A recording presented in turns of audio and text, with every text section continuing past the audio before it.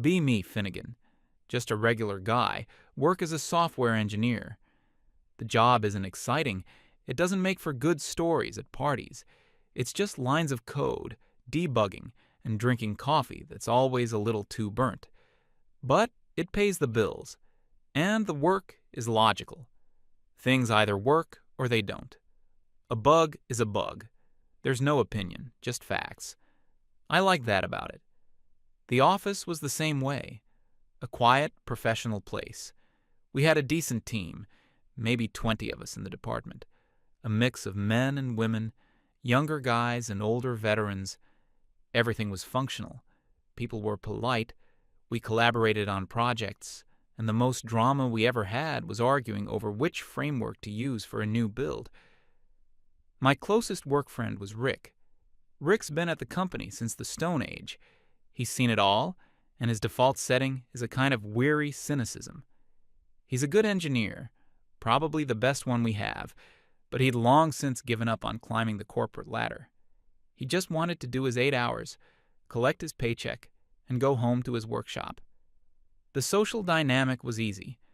We'd joke around the coffee machine, guys and girls together. Nobody was walking on eggshells. If a female colleague asked for an opinion on a piece of code, you gave her an honest opinion. If you saw someone struggling to carry a stack of server drives, you offered to help, regardless of who they were. It was just a normal workplace. We were colleagues. That all changed sometime in the spring. Our old HR manager, a pleasant lady who mostly just handled payroll and benefits, retired. For a couple of weeks, we had no HR on site. It was peaceful. Then our department head, Gunnar, sent out a company-wide email. Team, please join me in offering a warm welcome to our new head of human resources, Ada. The email had a picture of her. She was smiling, but it didn't quite reach her eyes. It also had a short bio she wrote herself. Talked about her passion for creating inclusive and equitable workspaces. Mentioned her dedication to amplifying marginalized voices and dismantling systemic workplace biases. I read the words, and they just seemed like the usual corporate jargon, empty phrases that don't really mean anything. I glanced over at Rick's desk. He was staring at his monitor, not moving. He slowly turned his head to look at me, a completely deadpan expression on his face. He just slightly shook his head, once, then turned back to his screen. That was it. But I knew exactly what he meant. The next day, Ada did a walkthrough of the office. Gunnar was with her, pointing things out, laughing a little too loudly at things that weren't funny. She wasn't looking at the office equipment or the layout. She was looking at us. She had this intense, analytical gaze, like an auditor looking for fraud. Her smile was fixed in place, but her eyes were scanning everything. Who was talking to whom? How people were sitting. It was unsettling. The first official communication from her arrived that afternoon. An email with the subject line, "A new chapter for our company culture." It was a long manifesto about her vision. She wrote about the importance of making everyone, especially women, feel psychologically safe at work. The email said that in the coming weeks, she would be implementing new policies and mandatory training sessions to address unconscious bias and toxic masculinity. I had to read that phrase twice. Toxic masculinity. In our quiet little office of nerds, the place where the most aggressive thing that happened was someone microwaving fish in the break room. Rick came over to my desk, holding his coffee mug. He just pointed at my screen with his chin. "You read the gospel?" he asked, his voice low. "Yeah, seems a bit much." "A bit much?" he scoffed quietly. "Finnegan, that's the declaration of war. You just don't know you're a soldier yet." I thought he was being overly dramatic. I was wrong. The mandatory training was scheduled for the following week. The email invitation specified that attendance was compulsory for all male-identifying employees. We all filed into the main conference room, about 15 of us. Ada was standing at the front. next to a projector screen. She was beaming. "Thank you all for being here," she began, her voice full of energy. "Today, we're going to have an open and honest conversation about how we, as men, can be better allies to our female colleagues." We were not, in fact, going to have a conversation. We were going to be lectured. For the next hour, she clicked through a PowerPoint presentation. It was a masterclass in bizarre accusations. She explained the concept of mansplaining, where a man explains something to a woman in a condescending manner. The example she used was a male doctor explaining a medical condition to a female doctor. It seemed completely divorced from our reality. Then she talked about manterrupting, which was apparently when a man interrupts a woman. She said studies showed it happened all the time in meetings. I looked around the room. Most of the guys just had this blank, stoic expression. They were just trying to survive the hour. Gunnar was in the front row, nodding at every point Ada made, occasionally making sounds of agreement. The weirdest part was the section on subtle workplace aggressions. She put up a slide with a picture of a man holding a door open for a woman. She explained that this act, while seeming polite, was actually a microaggression. It supposedly reinforced the idea that women are weak and incapable of opening their own doors. Another example was offering to help a female colleague carry something heavy. According to Ada, this was another microaggression. It implied a patronizing assumption of female fragility. We were just supposed to watch them struggle, I guess. The final slide was about unsolicited compliments. She said that complimenting a female colleague on her appearance, her hair, her clothes, was a form of objectification. It reduced her worth from a professional colleague to an object of aesthetic appraisal. At the end, she asked if there were any questions. The silence in that room was absolute. Nobody moved a muscle. Nobody wanted to be the guy who asked a problematic question and ended up on her radar. Ada's smile faltered for a second, then returned. "Great. I'm glad we're all on the same page. This is just the first step in building a better, safer workplace for everyone." We filed out of the room in silence. The atmosphere in the office was immediately different. It was like a chill had set in. The easy banter was gone. Men and women still talked, but only about work and in a very formal, stilted way. The following Monday, Ada announced her next big initiative, an anonymous reporting system. She sent an email explaining that any employee could now submit a confidential complaint about any colleague's behavior through a special portal on the company's intranet. She guaranteed that the identity of the complainant would be protected. The goal, she wrote, was to empower those who feel unable to speak up. Rick called it the Stasi hotline. It didn't take long for it to be used. The first victim was a guy from the networking team. Let's call him Mark. Mark is a cheerful, loud guy, one of those people who just has a booming laugh. He's harmless. One afternoon, he was telling a couple of us a funny story about his kid. He got to the punchline and let out his usual big laugh. The next day, he got called into a meeting with Gunnar and Ada. He came back to his desk about 30 minutes later, looking like he'd seen a ghost. He told us what happened. Someone had filed an anonymous complaint. It said his aggressive and overly loud male laughter was creating an intimidating and hostile work environment, reminiscent of a locker room. He tried to explain it was just his laugh, that he's always been that way. Ada told him that intent is not as important as impact. The impact was that a colleague felt unsafe. He was given a formal verbal warning, which was documented in his employee file. After that, Mark barely spoke above a whisper. The laughter in our department died completely. The fear was palpable now. Everyone knew that any little thing, any off-the-cuff remark, any gesture, could be misinterpreted and reported. And with the system being anonymous, you'd never even know who your accuser was. You couldn't defend yourself against a shadow. The second incident happened a week or so later. It involved one of our senior engineers, a really sharp guy who's been with the company for a decade. He was in a technical meeting, debating a database issue with a female engineer. They had different opinions on the best approach. The discussion got a little heated, as technical debates sometimes do. At one point, he said something like, "Look, let's just be rational about this for a second and examine the performance metrics." That was it. The next morning, he was in a meeting with Ada and Gunnar. An anonymous complaint had been filed. He was accused of gaslighting his female colleague by telling her to be rational, which implied she was being emotional and hysterical. He was also accused of using a dismissive and condescending tone. He was in complete shock. He said he was just trying to solve a technical problem. Ada gave him the intent versus impact speech again. He received a written warning.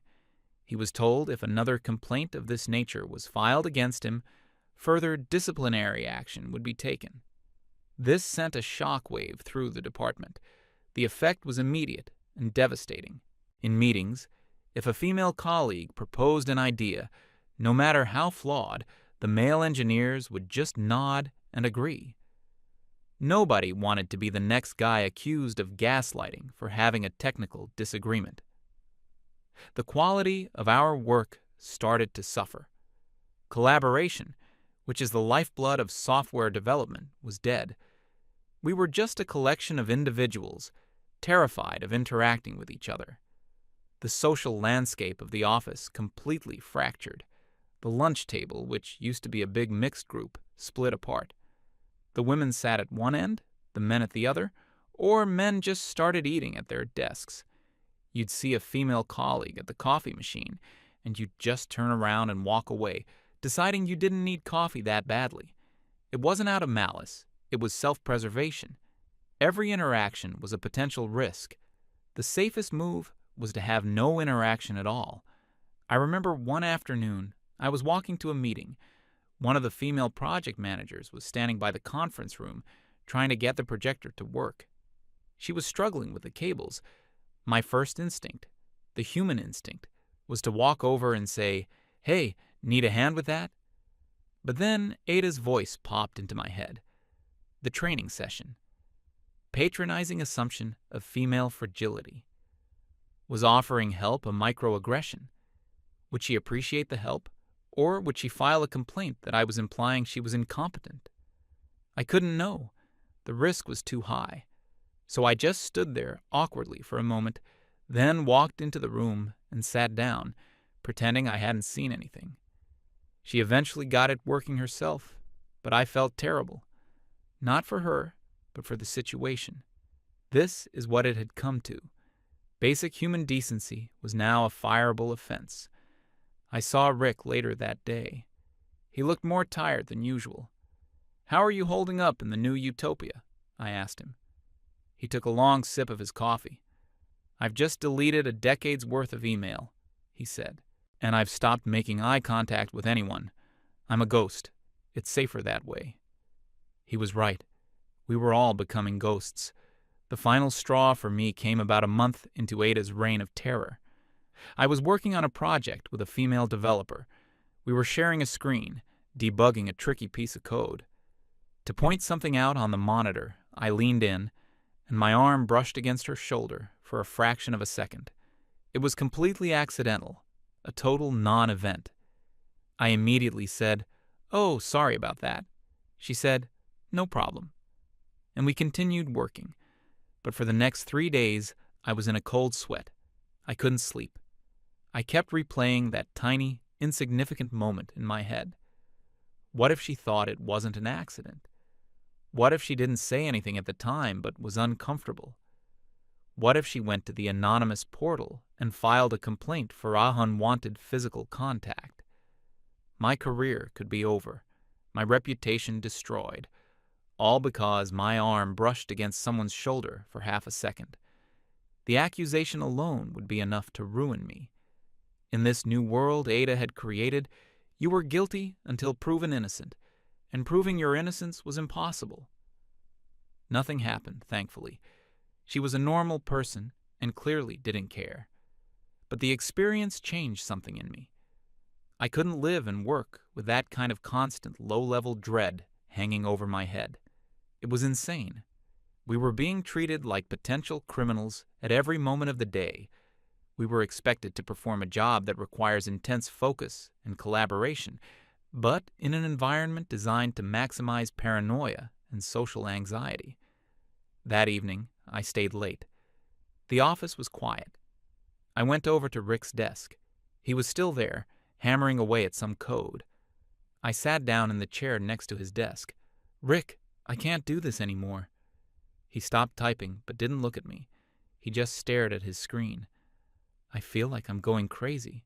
I'm analyzing every word I say, every move I make. I'm terrified of being in a room alone with a female colleague." He finally turned to me. "And so you should be," he said, his voice flat. "That's the point. The system is working as designed." "But it's not right," I said. "We haven't done anything wrong. Why are we being treated like this?" Rick leaned back in his chair and sighed. It was the sound of a man who had been tired for a very long time. "Because the game is rigged, Finnegan. It's not about safety. It's about power. She's created a system where accusation equals guilt. There's no due process. There's no evidence. There are only feelings and impacts." "So what do we do?" I asked. "Just quit? Let her win?" "Quitting is what they expect," he said. "They replace you with someone more compliant. No, you don't quit." He leaned forward, his eyes intense. "You don't fight the system on their terms. You don't argue about feelings. You change the game. You force it onto a battlefield they can't control." "What battlefield is that?" He tapped his temple. "Logic, facts, hard evidence. The one thing her entire worldview is allergic to." He continued, his voice barely a whisper. "Her power comes from the ambiguity of it all, the he said, she said nature of these complaints, the anonymity. She thrives in the dark. So you drag it all into the light." I was listening, trying to understand what he was getting at. "She wants to talk about safety?" he said, a grim smile forming on his face. "Fine. Let's make this the safest, most documented, most transparent workplace in the history of mankind. Let's give her exactly what she's asking for." He was looking at me, waiting for me to get it. And then the idea started to form in my mind, a system that doesn't rely on feelings or interpretations, a system that just records reality. The only way to fight a system based on subjective claims is with a system based on objective truth, an unblinking, impartial witness. I knew exactly what we had to do. The next morning, I came in early. I sat at my desk and opened a blank document. I spent over an hour crafting the email. I wrote it, deleted it, and wrote it again. Every word had to be perfect. No emotion, no anger, just cold, corporate logic. It had to be a request, not a demand. It had to be framed as a supportive measure for Ada's own stated goals. It was a masterpiece of passive-aggressive corporate speak. The subject line was, "Proposal for Enhancing Workplace Safety and Accountability." I started by praising the new initiatives to create a safer environment. I stated that we, the undersigned, were fully supportive of these goals. Then I introduced the core idea. I wrote that in the spirit of complete transparency and to protect all employees from misunderstandings or false allegations, we proposed the installation of a comprehensive video recording system in the common areas of the office. I listed the benefits. It would provide an objective record in case of disputes. It would deter any genuinely inappropriate behavior, and it would ensure that all interactions were documented, protecting both the accuser and the accused. I was very careful with the wording. I used phrases like mutual assurance, objective arbitration, and a commitment to factual evidence. I ended the email by stating that this measure would be the ultimate tool in guaranteeing the psychological safety that Ada herself had championed. I read it over one last time. It was perfect. There was nothing in it she could reasonably object to, without contradicting her entire platform. I put Gunnar in the to field and Ada in CC. I hit send before I could lose my nerve. For about 2 hours, there was silence. Then I got a meeting invitation from Gunnar. Title, Quick Chat. Location, his office. Time, 10 minutes from now. I knew this was it. I walked over to his office. The door was ajar. I could hear Ada's voice inside, sharp and angry. I knocked. Gunnar's strained voice told me to come in. I opened the door. Gunnar was sitting behind his desk, looking like he wanted the floor to swallow him whole. Ada was pacing in front of his desk, her arms crossed tightly. She had my email open on her phone. She looked at me, and her eyes were blazing. "Sit down, Finnegan," Gunnar said, gesturing to a chair. I sat. Ada stopped pacing and stood right in front of me. "I want you to explain this email," she said, her voice shaking with barely suppressed rage. "I think it's self-explanatory," I replied calmly. "It's a proposal to improve workplace safety." "Don't play dumb with me," she snapped. "This is a targeted, passive-aggressive attack on my policies." "It's the opposite," I said, keeping my voice level. "It's an attempt to support them. Your system relies on reports of behavior. This would provide an objective record of that behavior. It helps everyone." "It helps no one," she shot back. "Do you have any idea how intimidating it is for women to be under the constant surveillance of cameras? It's a tool of patriarchal control. It creates an atmosphere of oppressive observation." The hypocrisy was breathtaking. "I thought the goal was to create an atmosphere where people feel safe from harassment," I said. "It is." "Well, I don't feel safe," I said. The words just came out. I don't feel safe when any accidental gesture, any poorly chosen word, can be anonymously reported and used to destroy my career without a shred of evidence. I want evidence. I want a camera to prove that I did nothing wrong. Gunnar was just staring at his desk, pretending to be invisible. Just then, the office door opened. It was Rick. He was holding a printout. "Sorry to interrupt, Gunnar," he said, not sounding sorry at all. "Just needed you to look over these server specs." He walked in and noticed the tense situation. "Oh, am I interrupting something important?" he asked, feigning innocence. Ada glared at him. "This is a private HR matter." "It's about the camera proposal, isn't it?" Rick said, looking at me. I gave a slight nod. Rick leaned against the doorframe. "You know, it's funny," he said to Ada. "For weeks, you've been telling us that we need to listen to people when they tell you they feel unsafe, that their feelings are valid and need to be addressed." He gestured toward me. "Well, Finnegan just told you he feels unsafe. A lot of us do. And your first response is to tell him his feelings are wrong and his proposed solution is an act of aggression. It seems the believe all victims policy only applies to the victims you approve of." Ada was speechless. Her face was turning a blotchy red. She couldn't form a coherent argument against Rick's logic. He had used her own buzzwords against her. She just sputtered, This is completely unacceptable." She turned to Gunnar. "I expect you to handle this. This is a coordinated act of intimidation, and it needs to be shut down, now." She stormed out of the office, bumping Rick's shoulder on the way out. Rick just raised his eyebrows at me. Gunnar finally looked up from his desk. He looked miserable. "Look, Finnegan," he started, his voice weak. "I understand your concerns, but we can't just install cameras everywhere. There are privacy issues, and the budget." He was just making excuses. He was terrified of Ada. "So the answer is no?" I asked. "The request is denied," he said, unable to meet my eyes. "I'm sorry." I stood up and walked out. Rick followed me.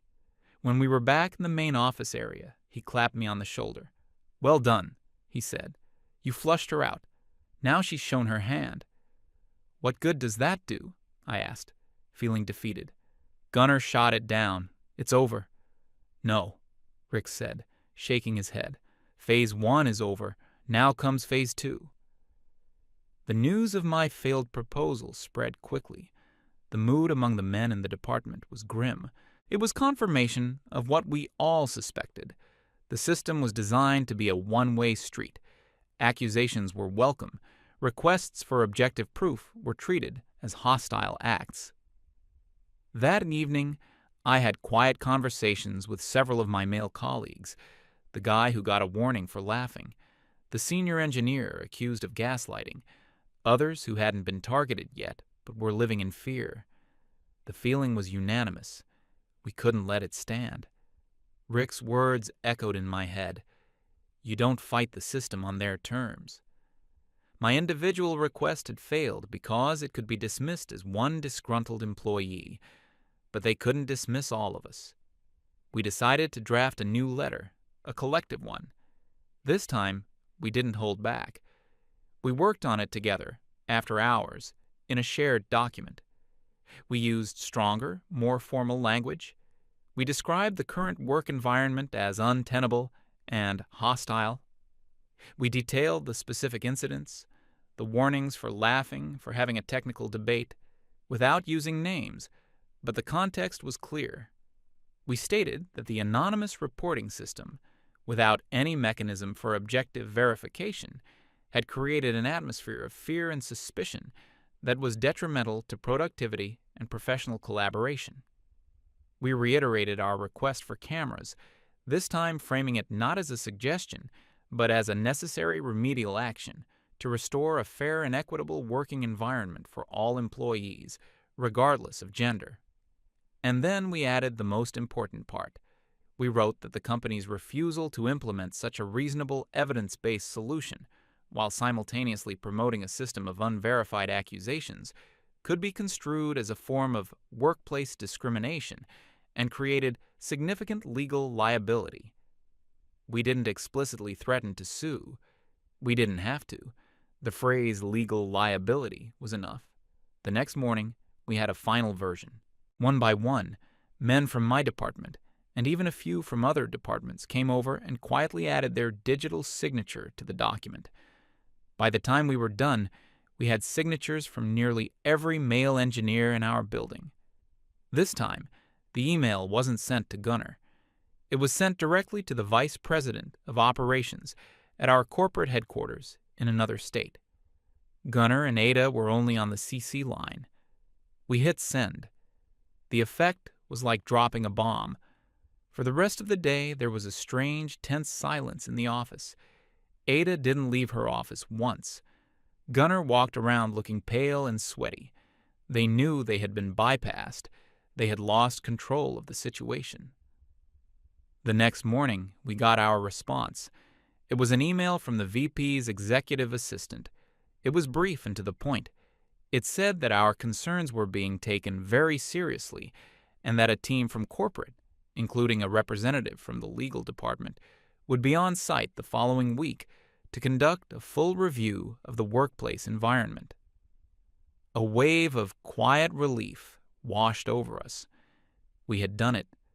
We had kicked the hornet's nest, and now the people who actually owned the nest were coming to see what was wrong. The following Tuesday, they arrived. A man and a woman, both in sharp, expensive suits. They exuded an aura of calm, no-nonsense authority. The man was the head of corporate HR, and the woman was an in-house lawyer for the company. They set up in the main conference room. Ada was immediately summoned. She was in there for over 2 hours. We couldn't hear what was being said, but when she came out, her face was ashen. Then they started calling the rest of us in, one by one. They started with the men who had signed the letter. When it was my turn, I walked in and sat down. The lawyer had a notepad. The corporate HR guy just watched me. He asked me to explain, in my own words, what the problem was. I just told them the truth. I didn't use emotional language. I just laid out the facts, the training sessions, the anonymous complaints system, the specific incidents, the chilling effect it had on collaboration, the constant fear of false accusations. I told them about the incident where my arm brushed against a colleague and the anxiety that followed. The lawyer took meticulous notes. The HR guy asked, "So you don't feel safe here?" "No," I said, "but not for the reasons Ada thinks. I don't feel safe from her system." After they were done with the men, they started interviewing the women in the department. This was the part I was nervous about. I didn't know what they would say. But later I talked to one of the female engineers I was friendly with. She told me what she said in the interview. She told them that before Ada arrived, the office was great. She said she had never once felt threatened or disrespected by her male colleagues.